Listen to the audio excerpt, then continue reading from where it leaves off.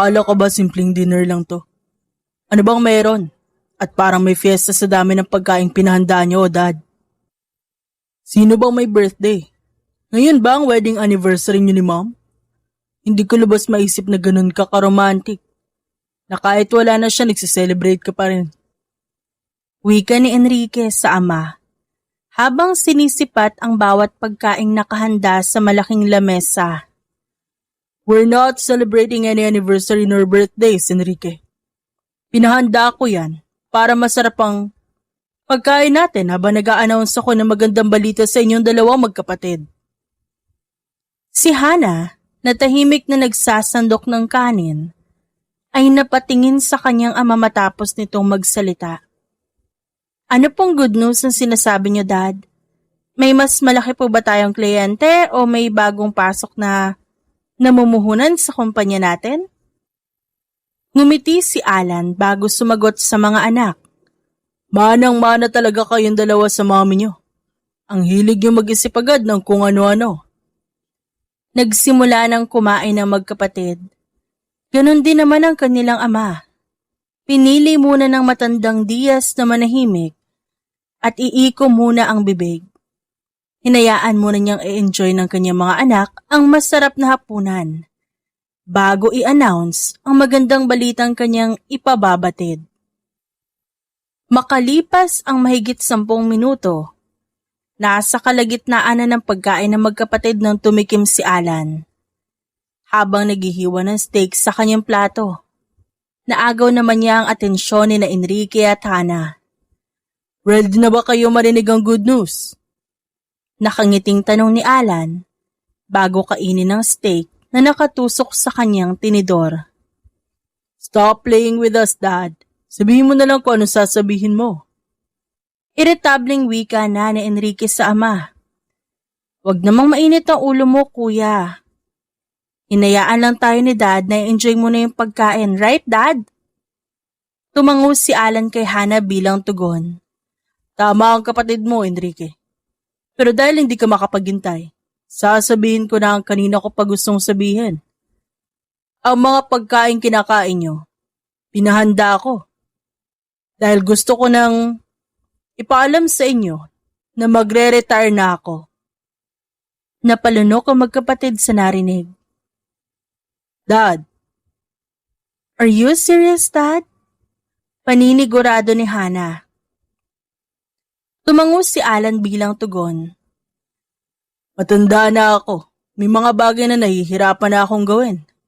Hirap na rin ako makapagsabayan sa mga batang negosyante. Kailangan ko na nahahalili sa akin.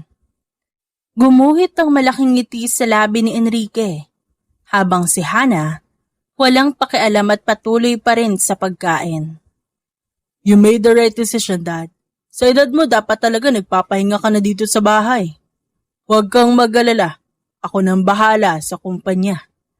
Hindi ko ito pababayaan. Napakamot sa kanyang ulo si Alan. I am sorry, Enrique, anak. Alam ko namang kaya mong patakbuhin ang kumpanya natin dahil maabilidad ka at mautak. Pero hindi kasi ikaw ang nakikita kong karapat-dapat na pumalit sa akin. Ang mga salitang narinig ni Enrique ay agad nagpakulo sa kanyang kalamnan.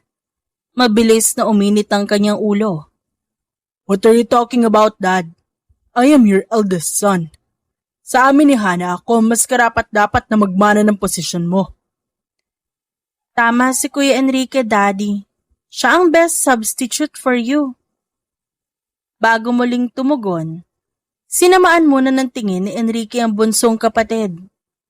Dad, may way pa naman para magbago ang isip mo, di ba? Hindi ka pa naman napasyal na magbibitaw sa posisyon mo, so tell me, what do you want me to do? Anong dapat kong gawin para ako ang piliin mo? Pilit na inabot ni Alan ang kamay sa kanyang panganay bago tumugon. I am so sorry, Enrique. I know how frustrated you are right now, but my decision is final. Kay Hana ko ipapasa ang posisyon ko sa kumpanya at i-a-announce ko yan publicly next week. Dahil sa gulat, naibuga ni Hana ang juice na nasa bibig niya Nasamid pa nga siya. Dad, ba't po ako? Huwag niyo na po ipasa sa kanyang posisyon, ayaw ko po yan. Masyado mabigat yung responsibilidad na yan, kaya hindi ko po kaya eh. Kay Kuya Enrique niyo na lang po ibigay dahil tama naman siya. Mas deserving siya at hindi ako. No. Ang isang mahalagang bagay ay karapat-dapat na ibigay sa taong walang pagnanais na ang kininito. Kaya sa inyong dalawa, sa iyo ko nais ibigay ang kumpanya, Hana.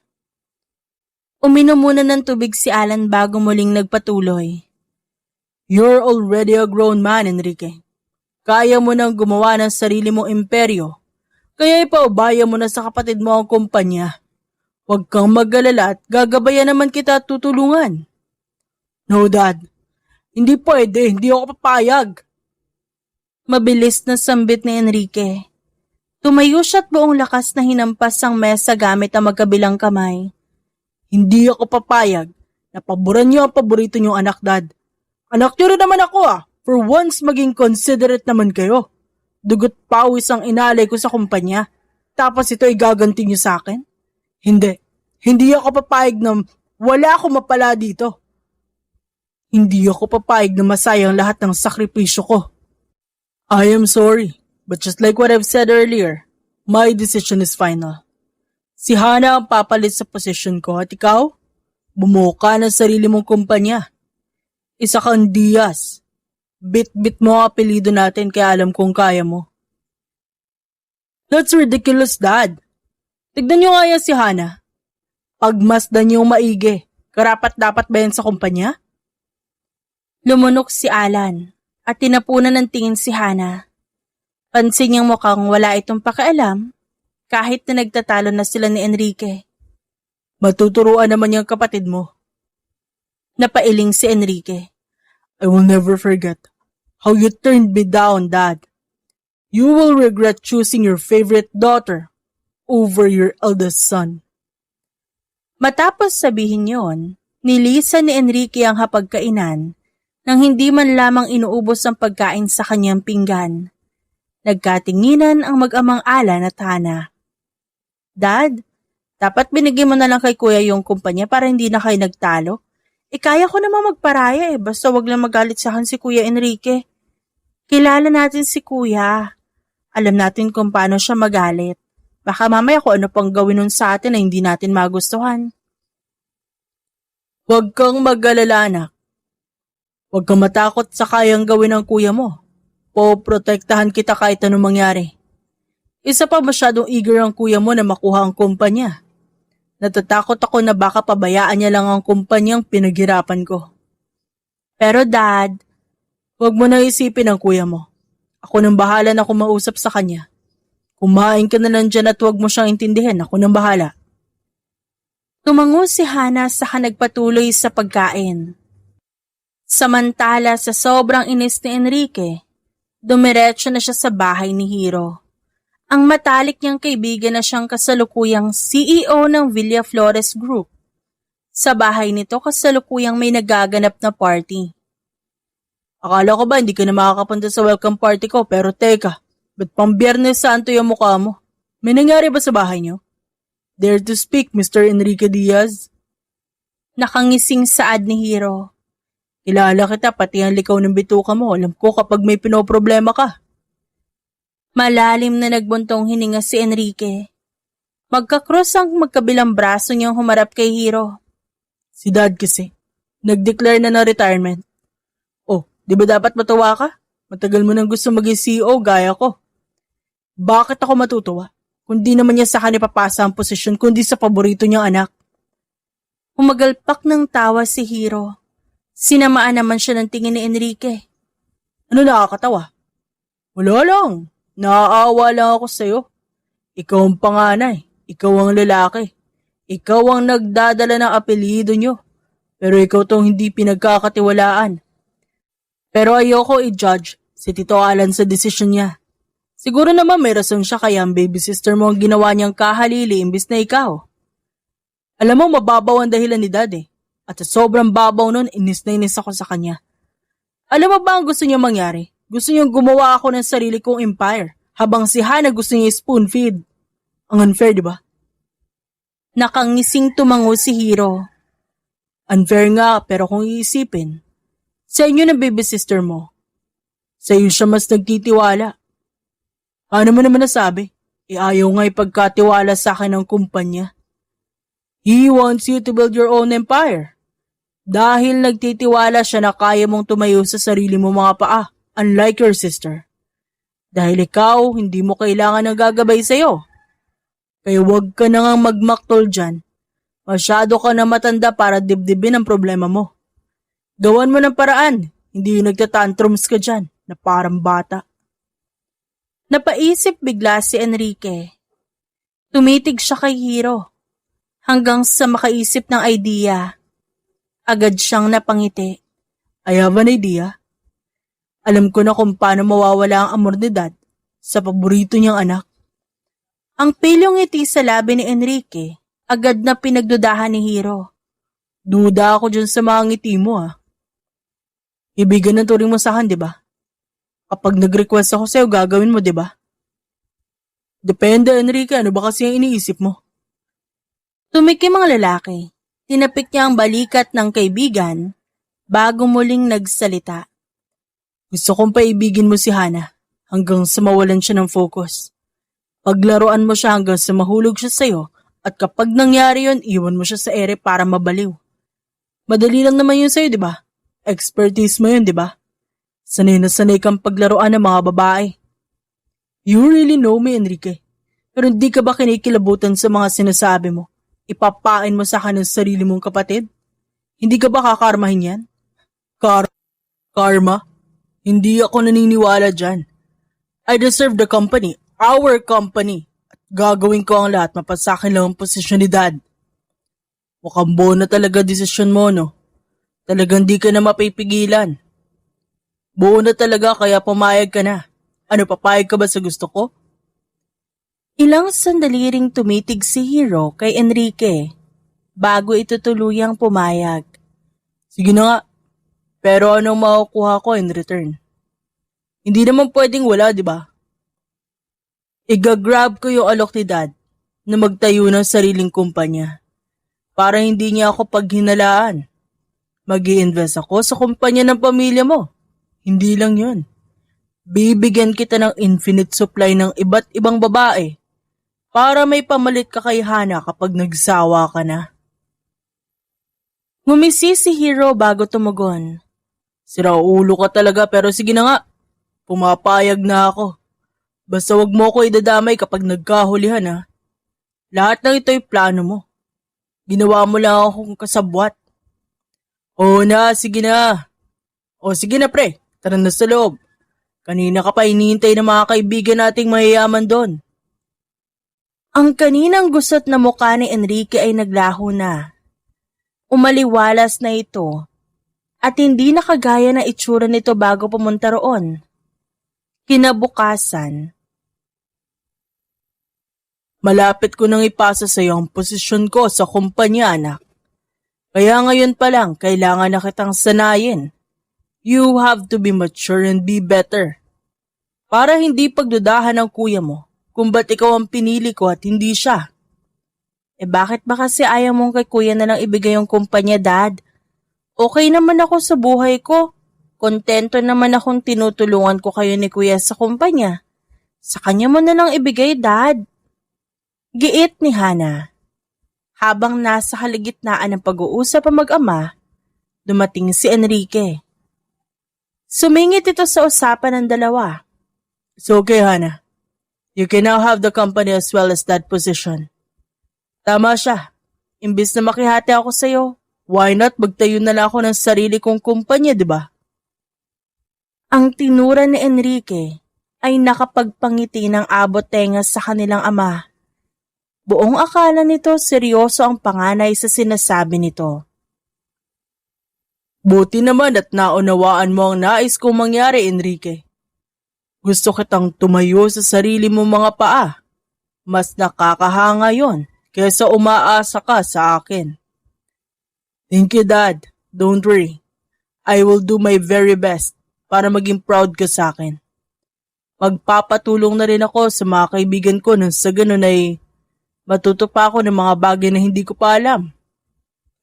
That is great, Enrique. Tama yang nasa isip mo. Tugon ni Alan sa anak. Tinapik niya ang balikat nito bago muling nagpatuloy. Kailan mo balak magsimula? Nakapaghanap ka ba ng lugar kung saan ka magtatayo ng kumpanya mo? Wala pa pero nagsabi na ako sa kaibigan kong si Hiro. At pumayag siyang tulungan ako. In fact, magkikita kami ngayon. Hindi agad sumagot si Alan. Nag-isip muna ito ng sasabihin bago magsalita. Hiro? Familiar sa akin ang pangalan niya. Of course, Dad. He's a Villaflores. Everyone knows their family. Most especially him. Siya ang pinakabatang CEO, hindi ba? Business partner ko ang daddy niya, kaya of course kilala ko sila. Pero hindi ko gusto ang imahe ni Hiro na yon. He's an ultimate playboy. Gusto ko siya bilang negosyante at hindi bilang lalaki. Kaya ikaw, Enrique, huwag mong tutularan ng lalaking yon. Matuto kang makontento sa isang babae. Come on, Dad, stop lecturing me. Alam ko naman ang limits ko. O siya, sige na. Aalis pa kayo nitong si Hana, di ba? Ingat kayo. Aalis na din ako maya-maya. May a-attendan ako meeting at isasama ko ang kapatid mo. Mauna na kami. Bilang sweet na kapatid, yumakap pa si Hana sa kanyang kuya. Ngumiti ng peke si Enrique at inalis lamang ang kanyang ngiti nang mawala na sa kanyang paningin ng ama at bunsong kapatid. Sige lang, Hana. Sulitin mo na masasayang araw mo. Matatapos din yan dahil hindi ako papayag na ikaw ang makinabang sa kumpanyang pinaghirapan ko din naman. Sa kabilang dako, tahimik ang loob ng sasakyan habang binabaybay ng mag-ama ang kalsada papunta sa opisina. Nakaupo si Hana sa passenger seat. Tahimik na nakatanaw sa bintana habang pinagmamasdan ang dinadaanan nila ng mga gusali. Anak, Biglang sambit ni Alan habang nakatuon ang tingin sa daan. Hindi umimik si Hana, pero nilingon niya ang ama. simula ngayon kailangan mo nang umakto bilang CEO. I know you can do it. Alam ko ang kapasidad mo, kaya alam kong kaya mo ang responsibilidad na gusto ko ipasa sa'yo. Sasanayin na kita bilang kahalili ko. Napabuntong hininga si Hana. Dad, nagdadalawang isip po ako Hindi pa po yata talaga ako handa. Walang taong nagiging handa nang hindi dumadaan sa proseso. Kahit ako, natuto lang din ako sa gitna ng aking mga pagkakamali. Kalmadong sagot ni Alan. Tumahimik si Hana. Hindi na siya sumagot. Pagdating nila sa opisina, agad silang sinalubong ng mga empleyado. Isa-isang bumati ang mga ito kay Alan ng may respeto at may paghanga. At sa unang pagkakataon, napansin ni Hana kung gaano kabigat ang mundong ginagalawan ng kanyang ama. Sumunod ka sa akin, anak. Dinala si Hana ng ama sa pinakamataas na palapag. Sa opisinang matagal niya nang nakikita, pero bihira niyang mapasok dahil pinili niyang maging isang ordinaryong empleyado sa sarili nilang kumpanya. Pagkabukas pa lang ng pinto, tila nag-iba ang hangin sa pakiramdam ni Hana. Maging ang ambiance ng paligid ay ganun din. Mas tahimik, mas seryoso, mas nakaka-pressure. Umupo ka, anak. Utos ni Alan habang tinuturo ang swivel chair sa likod ng malaking mesa. Nag-alangan si Hana. Dad, hindi yata tama to Umupo ka. Pag-uulit ni Alan sa mas matigas na tono. Dahan-dahang umupo si Hana sa silang yon. Ang silang matagal ng pagmamay-ari ng kanyang ama. At ang simpleng pag-upo na yon, tila ba may dumagan sa kanyang dibdib. Anong nararamdaman mo? Parang ang daming nakatingin sa akin kahit wala namang tao, Dad. Hindi pa man ako dedeklar ng presidente ng kumpanyang to, kinakabahan na ako eh. Kaya ko ba talaga to, Dad? What if si Kuya na lang ang paupuin mo dito? Hindi pwede yun, Hana. Hindi ka pwedeng magpadaig sa nararamdaman mo. May kinuha sa isa sa cabinet si Alan. Tsaka lumapit at pinatong ang makapal na folder sa mesa. Yan ang unang leksyon mo. Napatingin si Hana sa patong-patong na folder sa harap niya. Ano po ang mga yan, Dad? Tanong ni Hana habang sinisipat ang bawat folder na nasa harap niya. Problema. Isang malaking problema na kayang ikabagsak ng kumpanya kung sakaling magkamali ka sa mga magiging desisyon mo. Doon ang laki ang kanyang mga mata. Dad, nasa training pa lang ako, ba't ako agad? Hindi niyo ba pwedeng gawin muna? Kayo kaya muna.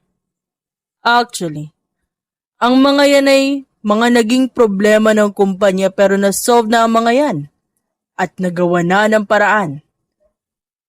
Kaya ko yan binigay sa'yo para masukat ko kung hanggang saan ang kaya mo at kung ano ang pwede mong i-improve sa sarili mo. Na-solve naman na pala yung mga to eh. Pwede niyo po ba akong tulungan o turuan man lang ng strategy na ginawa mo? Umiling si Alan bago tumugon. No? Kung aasa ka sa akin, sa bawat desisyong gagawin mo, hindi ka magiging magaling na leader. Pero paano pag nagkamali ako? Magkakamali ka talaga, sigurado yan.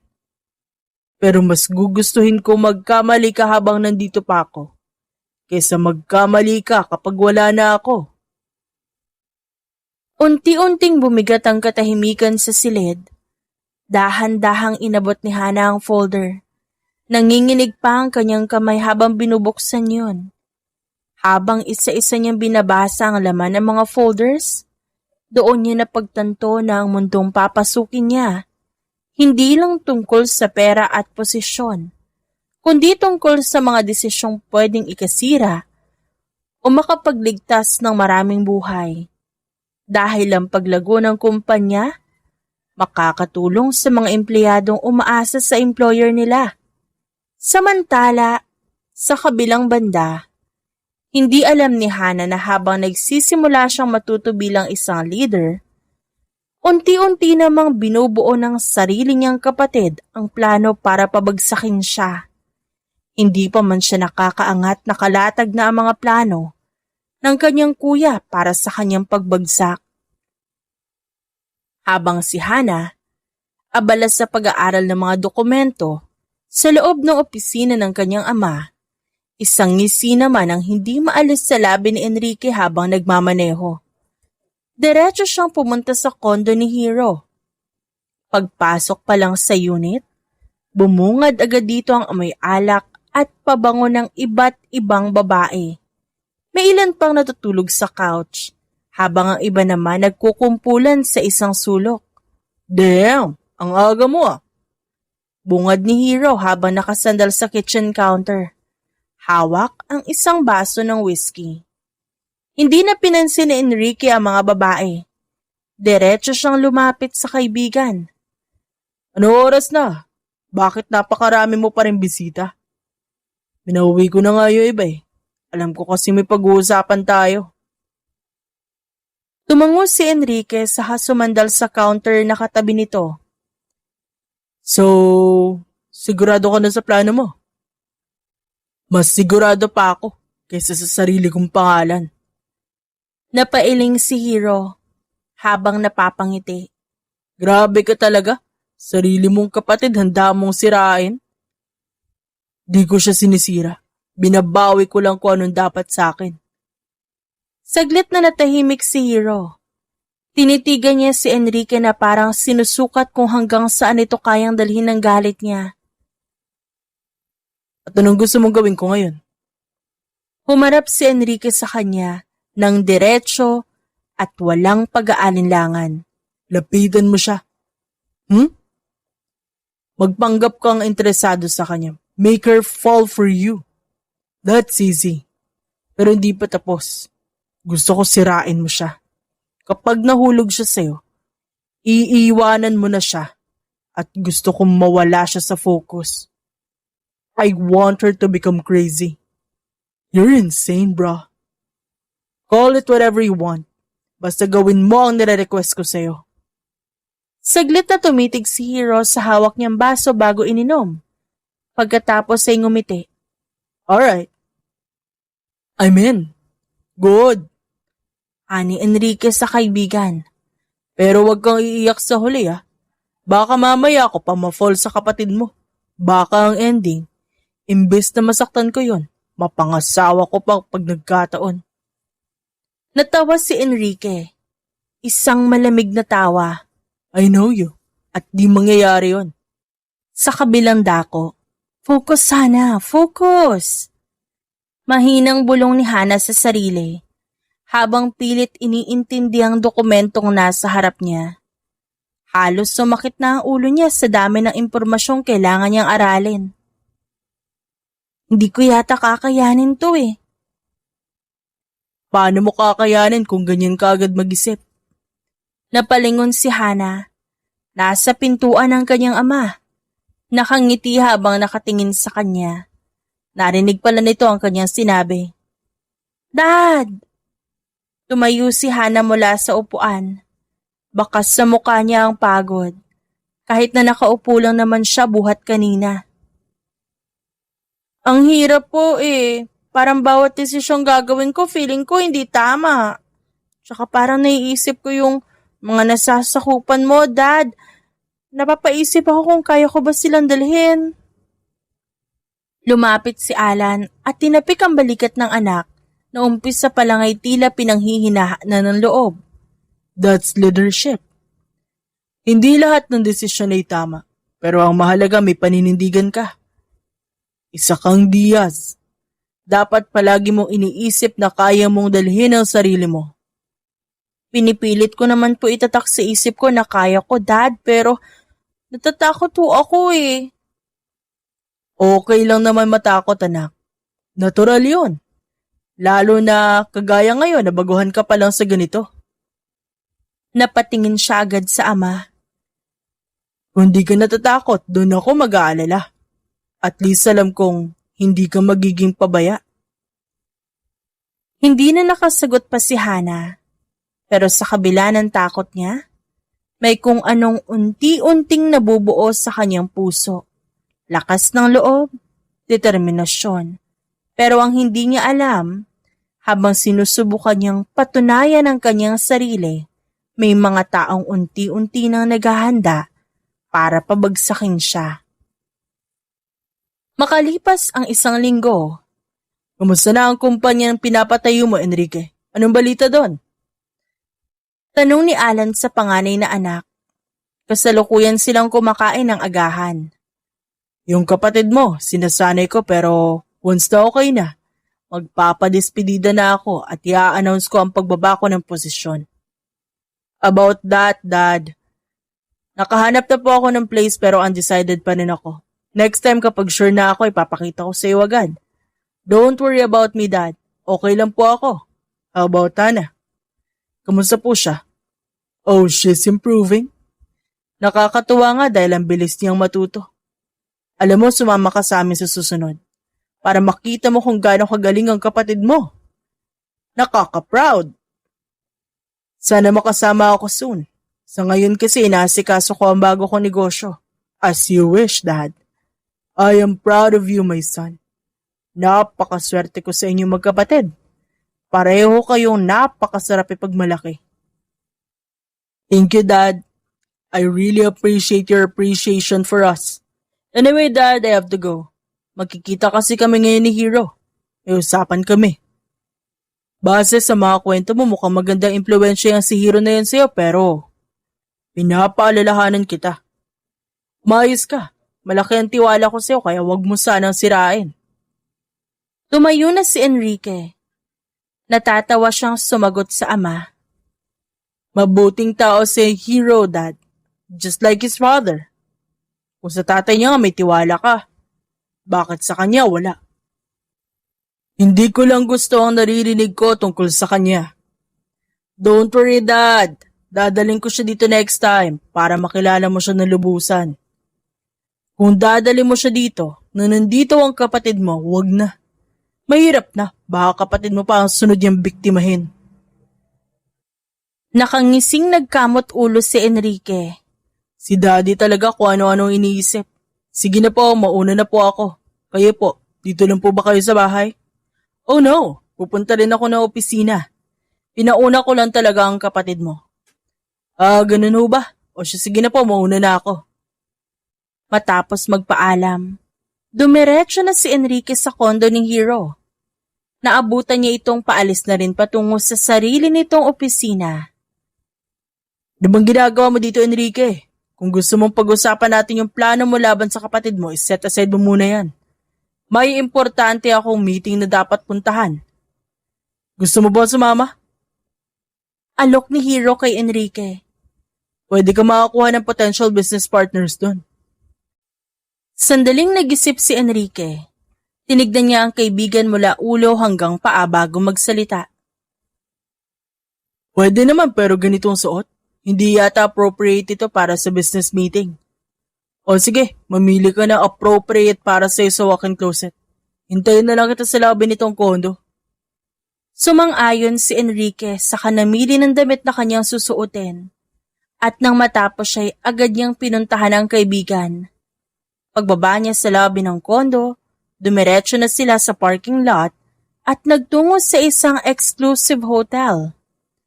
Alam mo, Enrique, kung gusto mo maging successful sa buhay, lalo na sa kumpanya nyo, dapat marunong ka magdala ng sarili mo. Dapat kapag humarap ka sa potential investor, presentable ka just like me. Tignan mo ako. Masasabi mo ba ang playboy ako kung titignan? Sinipat ni Enrique si Hero mula ulo hanggang paa. In all fairness, you're right. Mukha kang katiwa-tiwala. Ngumisi si Hero bago tumugon. Ang mga investor ay para mga babae. Walang mangyayari kung di mo makukuha ang kiliti nila. As simple as that. Maikli lang naman ang buhay, kaya palagi mong ibigay ang best mo. Just like what I'm doing every time I'm playing with different girls. Alam mo bro, sa lahat ng sinabi mo parang yan yata hindi ko kayang sikmurain. Sa dami ng pwedeng ihalin tulad sa mga investor, talagang babae pa yung napili mo. Napakababaero mo talaga. Okay ng babaero, at least hindi ako boring gaya mo. Tara na nga, the first thing you need to remember when attending a business meeting is don't be late. Always. Yun ang pinaka-importante sa lahat. Nagsimula nang maglakad si Hero. Bawat galaw niya ay pinagmasdan ni Enrique. Dahil aminado ito na kahit babaero ang kaibigan, magaling ito makipag-negotiate. Dahil seryoso ito pagdating sa negosyo at napakautak din talaga. Makalipas ang ilang oras, tahimik ngunit elegante ang ambiance sa executive lounge ng hotel. Malamlam ang ilaw, may marahang tugtog ng jazz music sa background. At sa malalawak na salamin, tanaw ang kumikislap na ilaw ng lunsod. Nakatayo si Hero malapit sa glass wall, hawak ang isang baso ng whiskey, habang pinagmamasdan ng cityscape. Sa likod niya, isa-isang nagsisialisa ng mga nakamiting niya. Mga investors na kanina lang ay kausap niya sa negosasyon. Halata sa mga ngiti ng mga ito na naging pabor sa kanila ang naging usapan. Mr. Villaflores, we'll have our team coordinate with yours. Looking forward to working with you. Wika ng isa sa mga investor na naglahad pa ng kamay upang makipag-shake hands kay Hero. Isa-isang nakipagkamay si Hero sa mga ito. Likewise. Maikling tugon niya na may kasamang bahagyang ngiti. Nang tuluyan na makaalis ang lahat, nanatiling nakatayo si Hero doon. Ilang sandali pa inikot niya ang baso sa kanyang kamay bago tuluyang uminom. Basic. Mahina niyang sambit sa sarili. Mula sa hindi kalayuan, dahan-dahang lumapit si Enrique. Impressive. Hindi ako nagkamali sa pagpili sa'yo. Napalingon si Hero at ngumisi. Pagpili? Sabi ko naman sa'yo, di ba? Madali lang kapag alam ko kung paano laruin ang kausap. Lumapit pa si Enrique at tumabi sa kanya. Saglit niyang sinulyapan ang tanawin sa labas, bago muling ibaling ang tingin sa kaibigan. Congratulations! Mukhang malaking dilang naisarado mo. Malaki talaga. At simula pa lang to. Tumango si Enrique. Ngunit sa likod ng kanyang kalmadong anyo, may kung ano-anong tumatakbo sa kanyang isipan. So nga pala, kailan mo balak simulan yung usapan? Bakit di ka na ba makapaghintay? Huwag ka magmadali. Alam mo naman tagapagmana ako ng kumpanya. Malamang kailangan ko unahin ang negosyo namin bago ang demand mo. Di ako nagmamadali. It's just that we're running out of time. Relax. Ako nang bahala sa kapatid mo. Good. Mahinahon na tugon ni Enrique. Matapos sabihin niya ang bagay na yon, tinitigan niya ang kaibigan habang nakaguhit ang ngiting abot tenga. Your success deserves a celebration. Inom tayo? Sagot ko, but this time tayong dalawa lang muna. Ayoko ng mga babae mo. Kailangan kong pabanguhin ang pangalan ko kay Daddy. Mahirap na. Okay, fine. If that's what you want, we'll stay here. Nakangiting pagtango ni Hiro. Okay. Order lang ako ng food and drinks. Diyan ka muna. Hindi na hinintay pa ni Enrique ang sagot ni Hiro. Lumabas na siya at paglabas niya ng pintuan, isang ngiti na abot tenga ang pinakawalan niya. This is it, Enrique. Ito na yun. Sisiguraduhin kong hindi matatapos ang araw na to. Na hindi nasisira ang Hana na yun. Good luck na lang kung saan siya pupulutin. Sa kabilang dako, 2 bote ng whiskey ang in-order ni Enrique. Tig-isa sila ni Hiro at yun ang dinala niya sa exclusive lounge upang inumin nila. Ngunit lingid sa kaalaman ni Hiro, nag-order ng special drink si Enrique. Dito niya ihahalo ang special drug na balak niya rin ipainom sa sariling kapatid upang maganap ang nais niyang mangyari. Makalipas ang mahigit kalahating oras, Who's that? Are you expecting someone? tanong ni Hiro habang pinaglalaroan ng kupitas sa kamay niya. Wala akong hinihintay but let me check. Agad ngang tumayo si Enrique nang makita niya ang hotel attendant na kanyang kinuntsaba na pangiti siya. Hello sir, special delivery po for Hiro Villaflores of Villaflores Group. Oh, thank you. Sweet naman ang management niyo. Matapos kunin ang special drink sa dala ng hotel attendant, agad itong pinatong ni Enrique sa harap ni Hiro. Bro, bigay yan sa'yo ng management. Thank you yata nila for choosing their hotel para sa business meeting mo. Oh, mukhang masarap to ah. Tikman ko nga. Ibinaba ni Hiro ang kupita na hawak niya at walang pagdadalawang isip na ininom ang naturang special drink. Sa sobrang sarap nun, naubos agad yun. Sarap nun ah. Solid sa lalamunan. Kundi lang tayo nagiinom, umorder na ako ng ganun. Alam mo, you should try that too. Order tayo no next time. Ba't ka naman maghihintay na next time? Kung pwede naman tayong umorder at gawing chaser, di ba? Chaser? Ano ka ba? Bata ka ba? Loko ka talaga. Nagtawanan ng dalawa tsaka muling nagpatuloy sa pag-inom. At makalipas lamang ang ilang minuto, biglang napahawak sa kanyang dibdib si Hiro. Sinimulan nitong tanggalin ang botones ng suot nitong polo. Okay ka lang, bro? Mapagkunwaring tanong ni Enrique. I felt something strange. Ang init ang pakiramdam ko. Totoo ba? Ano pang nararamdaman mo? Teka, tatawag ako ng tulong sa management. Hindi na sumagot si Hiro kaya lumabas si Enrique. Sakto namang pagbaba niya ng lobby, dumating na si Hana. What happened to you, kuya? Nag-alala ako sa'yo na na-receive ko yung message mo. Ano ba nangyari? Sabi mo bigla ka nahilo but you look fine. Ako nga mas mukhang kailangan ng tulong eh. Hingal na hingal ako. Medyo okay na ako. Nakainom na ako ng gamot bago pumunta dito. Sandali, ikukuha muna kita ng tubig. Makalipas ang ilang sandali, Ana, uminom ka muna. Wika ni Enrique sabay abot ng bukas na bottled water sa kapatid. Agad itong ininom ni Hana. Sa uhaw ng dalaga na ubos niya yon. Alis na ba tayo? Pwedeng maya-maya na, medyo hinihingal pa rin kasi ako eh. Okay, dito muna tayo sa lobby habang nagpapahinga ka. Naupo na muna ang magkapatid. Naghintay ng ilang minuto. Makalipas ang ilang minuto, tumayo na si Enrique at handa na siyang isagawa ang susunod niyang hakbang. Kailangan niyang pagtagpuin si Hana at Hiro para mangyari ang plano niya. Saglit lang pala, nakalimutan ko yung gamit ko sa executive lounge. Nasa top floor yon. Humakbang siya at pumwesto si Enrique sa harap ni Hana. Nang tignan siya nito, bigla siyang nagkunwari na nahihilo. Ayos ka lang, kuya?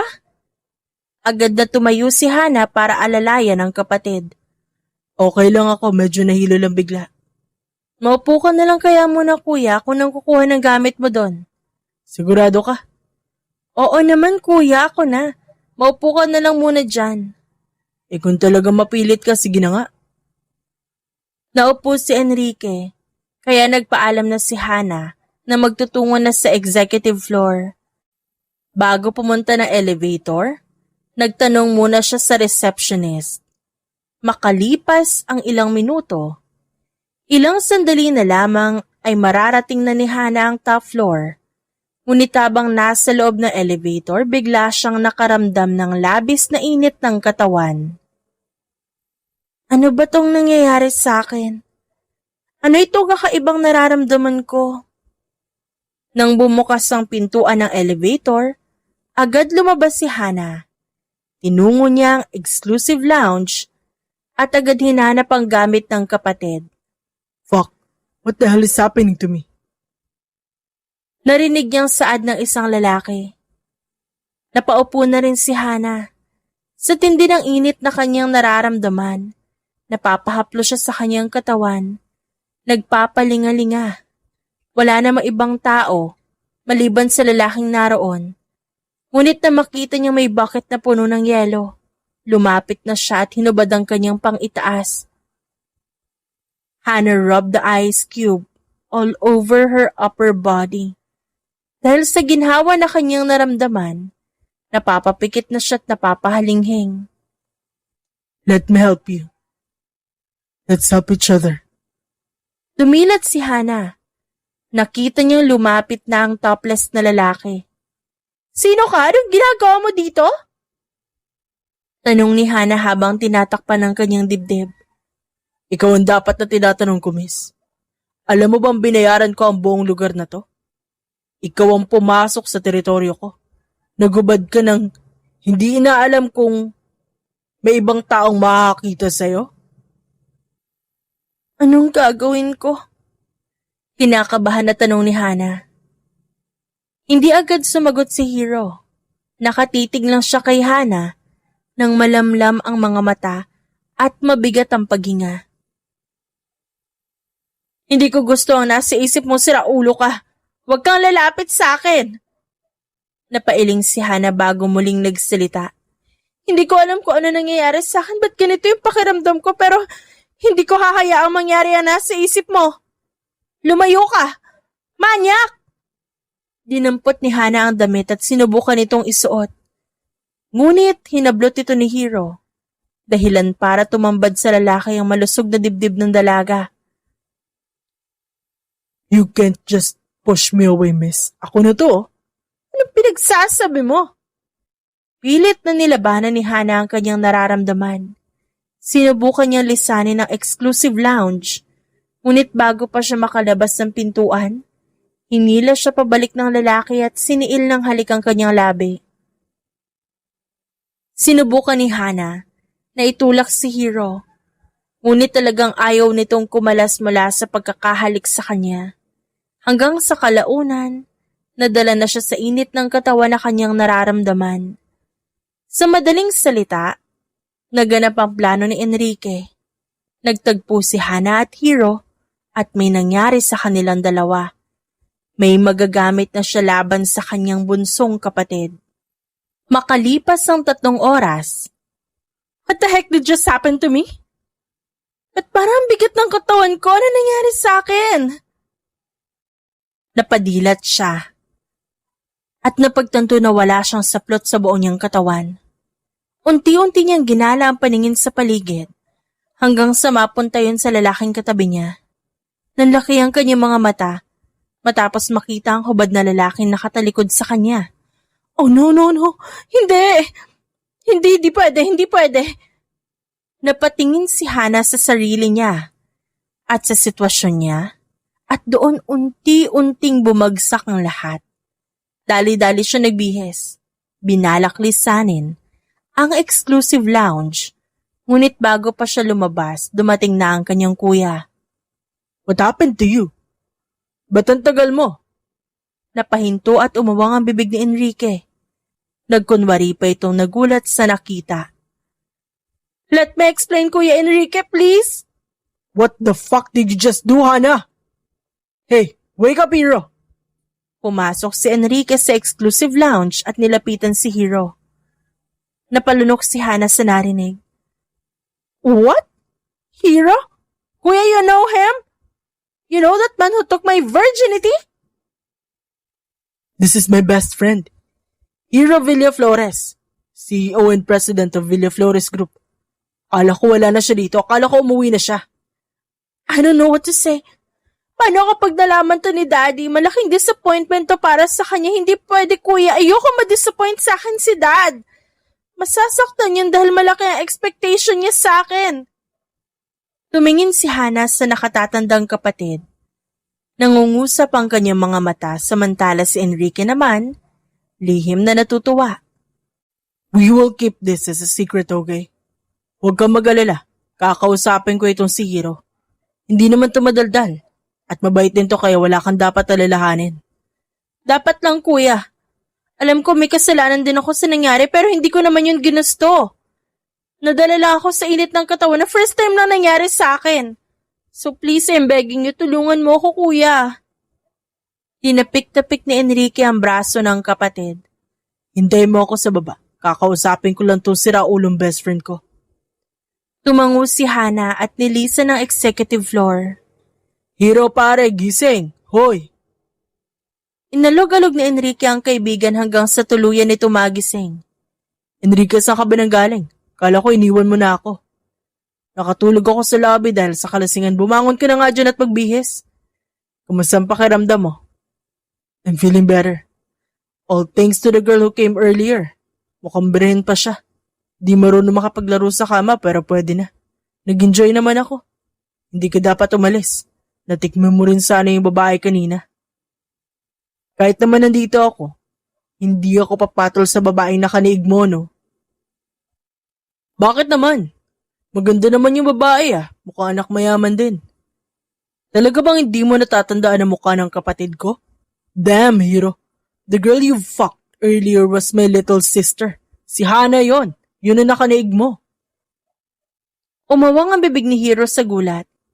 Doon, unti-unti niyang na-figure out ang lahat. So you set me up?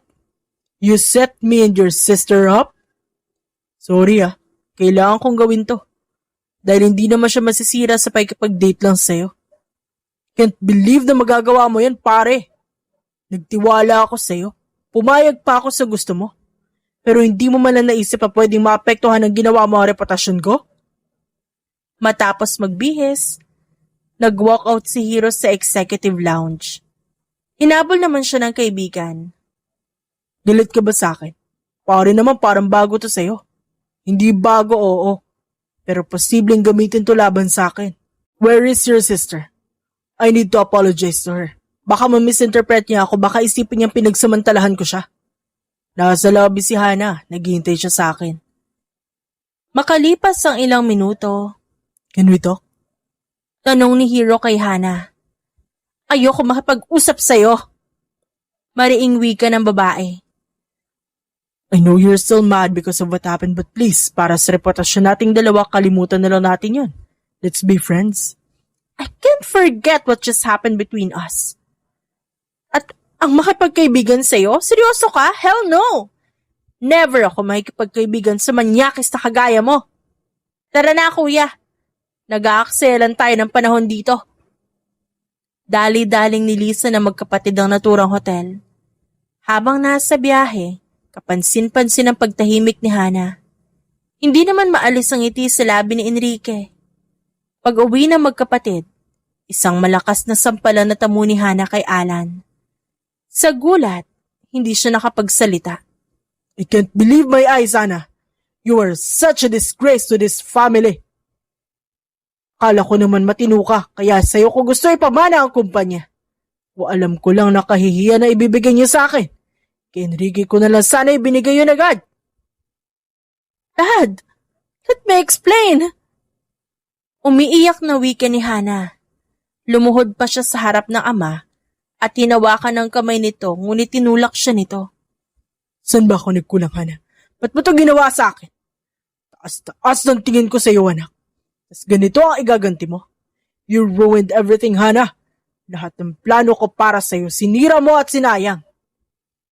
Dad, it's not my fault. I think I accidentally drank a seductive drug. Or whatever. Kaya ako nagawa yon. Hindi mo man lang ba inisip na pwedeng kumalat ang video ng kalaswaan mo? At gamitin nila yung laban sa iyo, Hana. Matalino kang bata. Napakalaki ng potensyal mo pero sinayang mo. I'm sorry, Dad. I'm sorry. Lumunok si Alan. Tinapunan ng tingin si Enrique bago magsalita. Bukas na bukas, iluluklok kita sa kumpanya. Ipapasa ko ang posisyon ko sa iyo at ikaw naman, Hana. Ayusin mo tong problemang ginawa mo bago pa ito pamutok sa publiko. Iharap mo sa akin ng lalaki na kaniig mo at hindi ako papayag na hindi mo siya pakasalan. Naintindihan mo ba ako? Napatungo si Hana. Nilamukos ang kanyang mukha bago sumagot. I can't, Dad! He's an asshole! I can't marry my brother's best friend! Brothers, what? Don't tell me. Ang hero na best friend mo ang tinutukoy ng kapatid mo. Enrique, pinagsabihan na kita tungkol sa lalaki yun. Paano nangyari to? Sige nga, mukhang pareho kayong may kailangan ipaliwanag. Dad, baka nga kasalanan ko na may nangyari sa kanilang dalawa. Kasi kung di ko hinayaan si Hana na umakyat para kunin ang gamit ko dahil sa kalasingan ko, hindi mangyayari yun. I should have drunk more responsibly, so sorry. Gusto ko makausap ang hero na yon. Kung di lang talaga siya isang Villa Flores, baka napatay ko na yan. Sinama pa niya ang anak ko sa bilang ng mga babaeng naikama niya. Calm down, Dad. We'll get through this, okay? Everything will be fine. Siguraduhin mo lang, Enrique. Siguraduhin mo hindi babagsak ang kumpanya ilang dekada kong iningatan dahil pare-pareho talaga tayong pupulutin sa basurahan. Nang tumalikod si Alan, napahagulhol na si Hana. Napaupo siya sa sahig at agad siyang kinomfort ng kanyang kuya. Kausapin mo naman si Daddy, kuya. Ayoko magpakasal sa best friend mo, no? Ayoko, kuya. Please, parang awa mo na. Kausapin mo naman si Dad. I'll do my best, okay? Ayoko mga ako pero susubukan ko. Halika na, tumayo ka na dyan at magpahinga ka na sa kwarto mo. Masyado nang maraming nangyari ngayon. Magpahinga na tayong lahat. Kinabukasan, hindi pa man tuluyang sumisikat ang araw, abala na ang buong Diaz Corporation. Maagang dumating si Alan sa opisina at kasunod niya si Enrique. Si Hana hindi man lang nagpakita. Sa loob ng conference hall, punong-puno ng empleyado ang buong lugar. Nasa harap ang mga board members at ilang investor na inimbitahan para sa mahalagang anunsyong ipapabatid ng presidente. Hindi binanggit ni Alan ang dahilan kung ba't siya nagpatawag ng pagpupulong. Kaya dinig na dinig niya ang malabubuyog na bulungan ng mga taong nasa loob ng conference room. Good morning, everyone. Pinatawag ko kayo rito para ipaalam sa inyo ang isang mahalagang desisyon. After years of service, I have decided to step down as the CEO of Diaz Corporation. At bilang kahalili, ipapasa ko ang aking posisyon sa panganay kong anak na si Enrique Diaz. Hindi madaling bitawan ng posisyong matagal kong pinangalagaan pero mahaba na ang panahong ginugol ko sa kumpanyang ito. Panahon na para ang mga anak ko naman ang pumalit sa akin. Pinalapit ni Alan ang kanyang anak. Maluha-luha niya itong kinamayan at naghabilin siya dito. Please take care of my company, Enrique. Huwag mong pababayaan. Ang una kong anak bago ikaw. Alagaan mo mabuti ang kumpanya natin. I know this is hard for you, Dad. Hindi madali ito para sa'yo pero pangako, aalagaan ko mabuti ang kumpanya. Pwede ka na magpahinga. Tumango si Alan sa panganay na anak bago muling humarap sa mga tao. May pagkain sa office canteen. Libre yun lahat para sa inyo. Maraming salamat ulit sa pagpunta nyo ngayon at pagpapaunlak sa akin. Pwede na kayo lumabas lahat. Matapos lumabas ang ibang tao at matira na lamang ang mag-ama, nagtanong si Alan sa panganay niyang anak. Nasa na mag-amang Villa Flores? Hindi mo ba sila pinadalhan ng email? Hindi mo ba sila sinabihan? Investor din natin sila. Nakausap ko na si Hiro. Pareho silang busy kaya hindi sila nakapunta. Tungkol naman kay Hana, pwede bang wag na natin sila ipakasal? Dad, alam mo naman ang nature ni Hiro. What if lokohin lang niya si Hana? Alam mo namang hindi nagsisettle sa isang tao ang lalaking yun. My decision is final.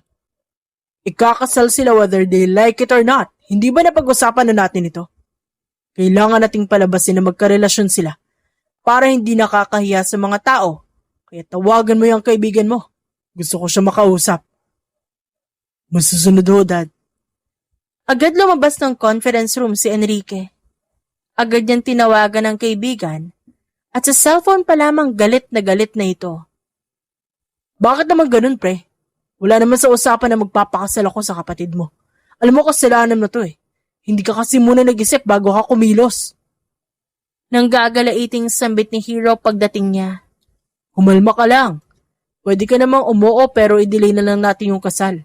Hayaan natin si Hana mismo ang magsisi para maawa sa kanya si Daddy. Pare ito na yun oh. Nakuha ko na yung gusto ko. Nailipat na sa kanyang kumpanya kaya salamat sa tulong mo.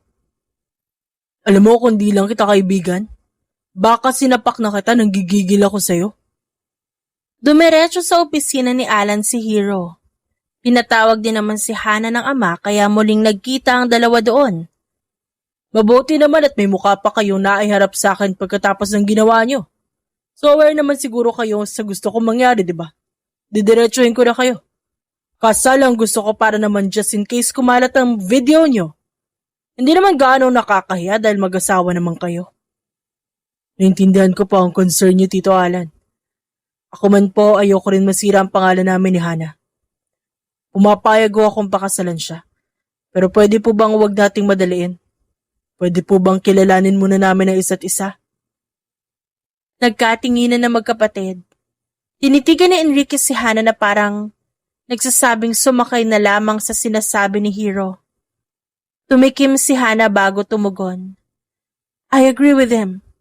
Total naman gusto niya rin ako ipakasal sa kanya. Mas mabuting kilalanin ko muna siya. Kilalanin muna namin ang isa't isa. Di ba, Hiro? That's right. Pwede naman po akong bumalik sa kumpanya ko. At saka isasama ko po itong si Hana. Gusto ko siya itour sa magiging future company niya. Just go! And please take care of my daughter. Oo, ako na pong bahala. Kinuha ni Hana ang kamay ni Alan at nagmano dito. Gaya ng sinabi niya, sinama nga niya si Hana. Tahimik ang loob ng sasakyan habang nasa biyahe sila. Ayos ka lang? Do I look okay? Mukha ba akong okay sa paningin mo? Anong reason ko ba't ka pumayag sa ikasal sa akin? You're a Casanova. For sure naman kapag nagsettle ako sa'yo, lolokohin mo lang ako. I can settle with one girl anytime I want. I may be a player, pero kaya ko makontento kapag ginusto ko. Dahil sa tinura ni Hiro, hindi nakaimik si Hana. Sumanda lang siya at ibinaling ang tingin sa bintana. Makalipas ang ilang minuto. Nandito na tayo sa headquarters ng Villa Flores. Gusto mo ba ilibot kita sa buong building? O may iba kang gustong puntahan? Nandito na tayo. Ilibot mo na ako para wala masabi si Dad. Inilibot nga ni Hiro si Hana sa buong kumpanya. Pinakilala pa niya ito sa mga empleyado. Hindi nagpapakita ng emosyon si Hana. habang magkasama sila ni Hiro. Pero sa isip-isip niya, napagtanto niyang hindi naman pala ganun ito kasama. Masama lang ang imahe nito, ngunit meron itong mabuting pagkatao. Matapos na ilibot, dinala ni Hiro si Hana sa kanyang opisina. Nag-request din siya ng pagkain para dito. Makalipas ang ilang oras, Thanks for staying with me.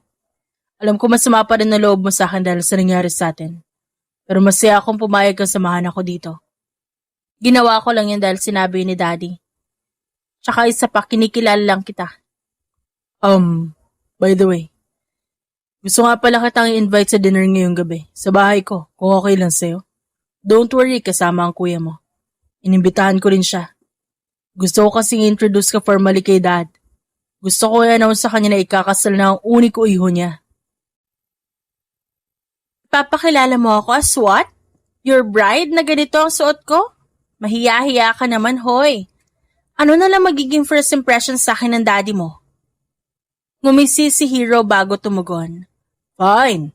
Dadaling kita ng mall bago tayo umuwi para makapili at makapagpalit ka. Okay na ba yun? Tumango naman si Hana. Tinapos na ni Hiro ang inaasikaso niya at pagkatapos ay dumiretso na sila sa mall. Habang naglalakad, nakapulupot ang braso ni Hana sa kanya at hindi niya alam kung ba't may parte sa kanya na natutuwa. Sige na, kunin mo lahat ng gusto mo. Ako nang bahala magbayad. Walang pasubaling namili si Hana ng mga damit na nais niya. Dahil pamalit lang ang kailangan niya, hindi rin naman sila nagtagal sa naturang mall. At dumiretso na agad sila sa bahay ni Hiro. Oh, sakto pala dating ko. Nandito na kayo. Kamusta, magkasundo na ba kayong dalawa? Tanggap niyo na ba ang isa't isa? Pabirong wika ni Enrique sa dalawa. Stop teasing us or else. Ang panakot na yun ni Hiro nakapagpatahimik kay Enrique. Lumunok ito bago tumugon. Tara na sa loob, gutom na ako. Dami ko kasing tinrabaho sa opisina. Let's go. Naghihintay na sa atin si Dad. Umuna sa pagpasok si Hiro habang ang magkapatid ay kasunod niya. Pagpasok nila sa loob ng bahay, sinalubong sila ng matandang Villa Flores. Oh my God, ikaw na ba si... Hana Diaz po, bunsong anak ni Alan Diaz. I know you. Madalas kayo kwento sa akin ng daddy mo ng mga panahon nagkakasama pa kami. How are you, Iha? Para nung huling kita kita, bata ka pa. Ngayon, dalagang-dalaga ka na. Dalaga na nga siya, Dad. And you know what? She's getting married. Abay talaga. Akalain mo nga naman ang bilis ng panahon. Kanino ka pala ikakasal, Iha? Nagpunta ba kayo dito para imbitahan kami ng anak ko? Sa akin siya ikakasal, Dad. We're getting married next year. Kaya dinala ko siya dito para ipagpaalam sa inyo na magpapakasal na kami. Umawang ang bibig ng ama ni Hiro dahil sa gulat. Are you sure? Seryoso ka ba? Yes, Dad. Kaya expect mo na po ang pagbisita niya dito ng mas madalas. Lumunok naman ang lalaki bago lumapit sa hapag. Halina kayo. Kain na tayo. Mula ng araw na yon, naging mas madalas na ang pagkikita ni Hiro at Hana. Habang si Enrique naman, nagsimula ng pamahalaan ng kumpanya. Makalipas ang mahigit isang buwan. I have something for you. Ang sabi kasi ng kuya mo, mahilig ka dito kaya binilhan kita. Inabot ni Hiro ang box na dala niya kay Hana. Nang tignan nito ng babae, automatikong gumuhit ang malaking ngiti sa labi nito. Uy, Yema Cake! Alam na alam talaga ni Kuya favorite ko. Tikman mo na. Hindi nagdalawang isip si Hana. Kumuha siya ng maliit na slice at agad yung sinubo. Ang sarap naman ito. Alam mo, hindi talaga ako nagsasawa sa lasa nito. Ngumiti si Hiro. Habang pinagmamasdan niya si Hana, tila ba nakaramdam siya ng kakaibang tensyon na hindi niya maipaliwanag. Parang may kung anong kumakalam sa dibdib niya. Hindi dahil sa pagnanasa, kundi dahil sa kung anong bagay na mas malalim pa doon. Masarap ba talaga? Oo, masarap. Gusto mo ba? You like it? Alok ng babae sabay abot ng tinidor sa kanya. Saglit namang natigilan si Hiro. Dahan-dahan niyang kinuha ang tinidor at tinikman yun. Sige nga, tikman natin. Napangiti si Hana habang nilalasap ng lalaki ang paborito niyang pagkain. Di ba masarap, sabi ko sa'yo eh. Habang ninanam namang masarap na yema cake, binalot ng katahimikan ng maliit na opisina kung saan naroon ang dalawa.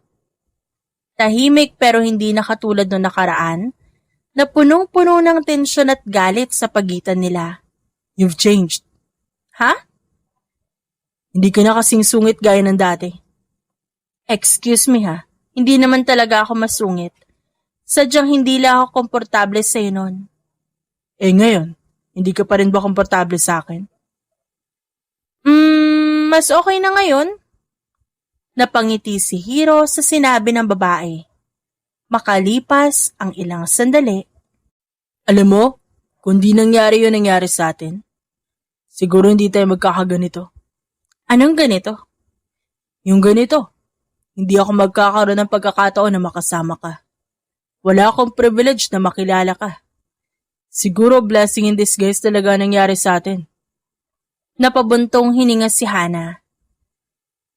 Di ko pa rin tanggap yun nangyari pero hindi ko rin maikakaila na... Na? May point ka. Mas nakilala kita dahil doon. Dati kasi akala ko makasarili kang tao eh. Masama ugali dahil pinaglalaroan mo ang mga babae pero napagtanto ko naman pala na kaya mong baguhin ang sarili mo kapag ginusto mo. Dahan-dahang lumapit si Hiro. Minsan, kailangan talaga natin magkamali bago matuto. At gamitin ang pagkakamali na yun para gawing inspirasyon. Hana, alam ko di naging maganda epekto ng ginawa natin pero handa akong yakapin ang consequences doon. Handa kitang panagutan kaya kung mamarapatin mo, gusto ko ipagpatuloy ang kung ano mang meron tayo ngayon. Gusto pa kitang mas makilala kaya kung okay lang, pagbigyan mo na ako i-pursue ka. I want to court you. To be honest, di ko na-expect na sasabihin mo yan but yeah, I want to agree. Pumapayag na ako ipagpatuloy ang kung anong meron sa atin. Lumapit si Hiro kay Hana at hinalikan ng noo ng babae. No matter what happened, always remember that I always got your back. Andito lang ako. And they ended up hugging each other. Bagay na unang beses nilang ginawa na hindi labag sa kanilang kalooban. Hiro and Hana started dating officially. Habang si Enrique, patuloy sa pagmamanage ng kumpanya. Lingid sa kaalaman ng lahat kung bakit nais ni Enrique na makuha ang kumpanya dahil nais nitong kumupit doon at ipambayad sa pinagkakautangan nito. Makalipas ang 3 buwan, abala sa kanyang pamamahinga si Alan nang bulabugin siya ng kanyang kanang kamay. Magandang araw po, Sir Alan. Pasensya na po sa abala pero kailangan niyo po ito makita. Ano ba yan? Financial report po, sir. Malaking pera ang nawawala sa kumpanya. Kapag nagpatuloy pa po ito, maaari pong malugi ang kumpanya pinaghirapan niyo. Kailan pa ito nagsimula? A few weeks after maupo ni Sir Enrique. We already conducted an investigation regarding that, sir. And sad to say, pinagnanakawan po ng inyong anak ang kumpanya. Hindi ko ho siya sinisiraan or what. Nagsasabi lang ako ng totoo. Lumunok si Alan. Tumayo siya at malakas na pinalo ang lamesang kahoy sa tabi niya. I knew it. Yun ang purpose niya kaya prosigido siya makuha ang kumpanya. He wants to steal from it. Hindi to pwede. Call my private investigator. Alamin kung anong bahong tinatago ng panganay kong anak. Para kapag nagpasabog ako ay malaki ang magiging impact sa kanya. Ako na pong bahala, Sir Alan. Tatawagan ko kayo ulit, mauna na po ako. Alan couldn't stop himself from overthinking. Hindi to pwede. Kailangan ko itong tuldukan bago pa tuluyang lumaki ang sungay ng panganay kong anak. Kahit na inutos na ni Alan na pagpapatawag sa kanyang private investigator, ay tinawagan din niya ito at binaba ang kanyang utos. Hindi ganun kalinis magtrabaho si Enrique. Palagi siyang nagiiwan ng mga bakas, kaya mabilis nalaman ng bihasang investigador ng kanyang ama lahat ng baho niya. Makalipas ang ilang araw, What are you doing here, Dad? Akala ko po masamang pakiramdam niyo. bungad ni Enrique nang biglang pumasok ang kanyang ama sa opisina. You have to step down and give your position to your sister. What are you talking about, Dad? Ba't ko gagawin yon? I know that you've been stealing from our company. I know you deceived your sister. At alam ko ikaw rin na nag-send sa akin ng video ng kapatid mo dahil na-track namin ang IP address sa pag-aari mo. Dad, let me explain. Ano ba ipapaliwanag mo? Binigyan kita ng chance by giving you my precious position pero ginamit mo lang yan para gumawa na hindi maganda? Kung di ka magbibitaw sa posisyon mo, idedemanda kita. Dahil hindi ako ang nagpalaki ng isang kriminal. Pero Dad, you choose. Do it or I'll do my part. Dahil sa'yo, naging unfair ako sa kapatid mo. Siya ang sinisi ko kahit kasalanan mo naman talaga. Now what? You're stealing from me to pay all your fucking debts? Fine. Kakausapin ko si Hana. Ililipat ko na ang posisyon ko sa kanya. Good. Mabuti. Pero oras sa ulitin mo pa to, hindi ako magdadalawang isip na ipakulong ka. Nagkakaintindihan tayo? Tumango si Enrique bilang tugon. Kahit marami siyang ginagawa, personal niyang pinuntahan si Hero. Pare, tulungan mo naman ako. Kumbinsihin mo si Hana na huwag pumayag kapag binasa ko sa kanya ang kumpanya. Gusto ni Daddy na gawin ko yon dahil ayaw niya sa pamamalakad ko. Please, Hero. Kumbinsihin mo si Hana or at least destroy her. Distract her para mawala siya sa focus. Ngayon na lang ako ulit hihiling sa'yo, pare. Ngayon na lang ulit. I'm sorry, Enrique, but I can't do that. Hindi kita pwedeng pagbigyan dahil ayoko masaktan si Hana. Hindi ko kaya makita siyang durog dahil sa'yo. What? Don't tell me. Habang nasa kalagitnaan ng pag-uusap ang magkaibigan, biglang dumating si Hana. Nagulat ito sa reaksyon nila. What is going on here? Anong meron ba't parang gulat na gulat kayo? I was saying, I'm sorry, Enrique. Sorry pero hindi ko pwedeng pagbigyan ng hiling mo. Hindi ko kayang saktan ng girlfriend ko. Girlfriend? He's telling the truth, kuya. We're together and we're planning to get married 2 months from now. Ano palang sadya mo dito, kuya? Hindi ka ba busy? Napalunok si Enrique. Nang tapunan siya ng tingin ni Hero, nakaramdam pa rin ito ng kahit katiting na awa sa kaibigan. Actually, love, naparito siya para sabihin sa'yo na ipapasa niya na ang posisyon sa'yo. Drained na ang kuya mo. Kailangan na muna niya magpahinga kaya nagtatanong siya kung pwedeng ikaw na muna humalilis sa kanya. Is that true, kuya? Napilitang tumango si Enrique. Kung hirap ka na, kuya, di malugod kung tinatanggap ang alok mo pero alam ba to ni Dad? Yeah. May permission na ako from him at siya ang una ko sinabihan. Oh, okay. Kasi sabihin mo lang ako kung kailan ang final announcement para maklear ko ang schedule ko. Tumango-tango si Enrique. Sige, mauna na ako. Bago umalis si Enrique, kinausap pa itong muli ni Hero at pinaalalahanan. Alam mo pare, pasalamat ka na lang. Hindi ko sinabi sa kapatid mo ang totoo. Dahil kung hindi, tapos ka. Pinapahalagahan ko ang friendship natin. Pero hindi ko na kaya i-tolerate ang ginagawa mo. Kung kasi magbago ka na. Huwag mo sayangin ang pagmamahal sa'yo ng pamilya mo. May pagkakataon ka pa kaya huwag ka matakot na ituwid yung buhay mo. Nilisa ni Enrique ang Villaflores Corporation. Matapos nun, agad niyang nilipat ang kumpanya sa pangangalaga ni Hana. Humingi din siya ng tawad sa ama at nangakong babawi, ngunit humiling naman na huwag nang ipaalam kay Hana ang lahat dahil laking pagsisisi sa mga nagawa niya. Samantala, makalipas nga ang halos 2 buwan ni kinasal si Hero at Hana. Kahit papaano, sumaya sila sa kinahantungan ng kanilang pagkakamali at tuluyan na ring nagbago si Hero. Pinili niyang makontento at maging faithful. Nailipat na sa pangalan ni Hana ang kumpanya ng ama. Unti-unti niya itong ibinabangon at ngayon, unti-unti na itong nakaka-recover. Inulan na siya ng blessing dahil sa pagiging mabuting tao niya, habang ang kanyang kuya naman, inaani na ang karma na nararapat para dito dahil sa mga kasalanang ginawa nito. The end. If you like the story, please like and subscribe for more wonderful stories.